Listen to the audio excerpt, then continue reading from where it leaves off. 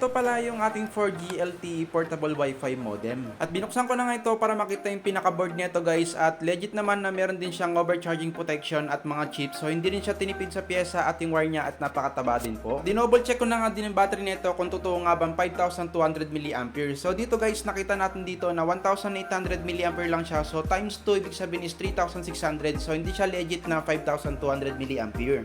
Pero ganun pa man, kaya pa rin itong tumagal hanggang 20 hours na dire-diretso na paggamit. Ang kagandahan nito guys is pwedeng sabay-sabay kahit 10 user pa ang gumamit dito. At syempre kung wala pa kayong wifi sa inyo is the best na rin po ito para hindi na rin po agad malobat yung ating mga cellphone sa paggamit ng ating mga mobile data. At ang kagandahan nga dito guys is meron din siyang battery percentage para makita mo kung lobat na nga ba yung ating power bank. At ang kagandahan pa dito guys is meron din po siyang built-in na flashlight na pwede nyo gamitin kung sakali mag-brownout po sa mga lugar po nyo. At sa paglagay ng SIM card nito, bubuksan nyo lang yung pinakalikuran niya at dyan nyo na po pwedeng ilagay yung pinaka-SIM card nyo. At ang kagandahan nga dito guys, kapag bumili kayo ng set nito, meron din siyang libreng SIM card adapter. Kung sakali naka-nano SIM card po kayo, is pwede nyo pa rin po siyang magamit. At diretso nyo nga itong isasaksak sa pinaka-power bank niya, pero kung meron kayong mga adapter ng cellphone, pwede rin po or sa pinaka-power bank na ating mga cellphone. At kung umabot ka nga hanggang dito sa pinakadulo ng ating video, sign mo na ito para bumili ng ating item. So yun lang, maraming salamat at God bless. Available yung ating product dito sa ating Yellow Basket. Thank you so much!